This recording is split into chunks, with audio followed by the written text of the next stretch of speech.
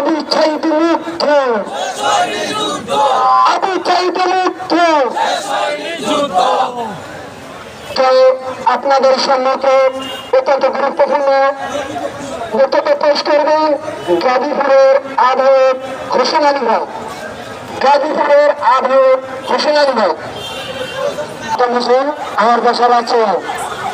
আমি 19 জুলাই 2024 গুলিবিদ্ধ হয়ে রাজশাহীতে, এবং সেখান থেকে আমাকে আওয়ামী লীগের অঙ্গ সহযোগী সংগঠন এবং পুলিশ সহকারে আমাকে গুলি করে।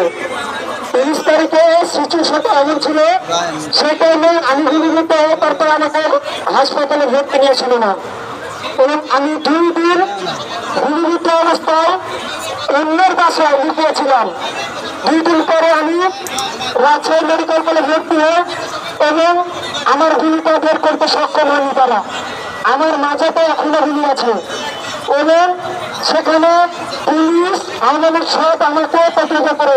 মূল কথা হলো, আজ 1 বছর হয়ে যাচ্ছে আমার এখানে যারা আছে সবাই চলে যোদ্ধা। তারা কিন্তু আমরা নিজের স্বার্থে যুদ্ধ করিনি, আমরা দেশের জনগণের স্বার্থে যুদ্ধ করছি। জুলাই আমাদের একাকিত্ব না, এখানে দিনমজুর, শ্রমিক, কৃষক, রিক্সা চালক, তাঁতি জেলে সবাই কিন্তু সম্পৃক্ত ছিল। সঙ্গে আমাদের ভাই বোনেরা মারা অনেক সহযোগিতা করেছে আমাদেরকে। কিন্তু আজকে আমরা যে দুঃখ ধন্যবাদ ধরতে হয় যে এই 1 বছর পর আমরা কি দেখছি, আমাদের রক্ত নিয়ে আমরা যারা বিশ্বাস করে এই সংসদ ভবনে বসেছিলাম, তারা আমাদের রক্ত নিয়ে খেলাধুলা করছে এবং আমাদের রক্তকে বিক্রি করছে অলরেডি। আমরা চাই না যে আমাদের রক্তকে বিকৃত করে তারা শিল্পপতি হোক, তারা কোটিপতি হোক। আমাদের যারা জুলাই যোদ্ধা ভাই আছে তাদের এখনো হাসপাতালে বিছানে কাতরাচ্ছে ভাই, কারো চোখ নয়, 2 হাত নয়, 3 মৃত্যুবরণ করছে। আমার নিজের ভাস্তা সালমান এখনো স্থানীয় কতগুলো করছে, সে বাঁচবে কি মরবে সেটা বলতে পারেনি। রাজশাহী থেকে ট্রান্সফার করে ওনাকে বলেছে পিজিতে ওনাকে বাইরে রেফার করেছে। ভদ্রলোকটা বের করতে গেলে মারা যাবেন, ওরকম মৃত্যুবরণ করতে। সেই বিষয়ে আমাদের সমন্বয় করে কেউ খোঁজ নেয়নি এখন পর্যন্ত বাইরে যাবে। তাই আমি বলতে চাই, আমি সংক্ষিপ্ত করছি আমার বক্তব্য, আমি বলতে চাই আমাদের জুলাই সনদ অবিলম্বে দিতে হবে। আমরা জুলাই সনদ না নেওয়া পর্যন্ত এই শাহবাগ চত্বর ছাড়বো না। আর আমরা যুদ্ধ করেছি নিজের স্বার্থে, আমাদেরকে উস্কায়েন না।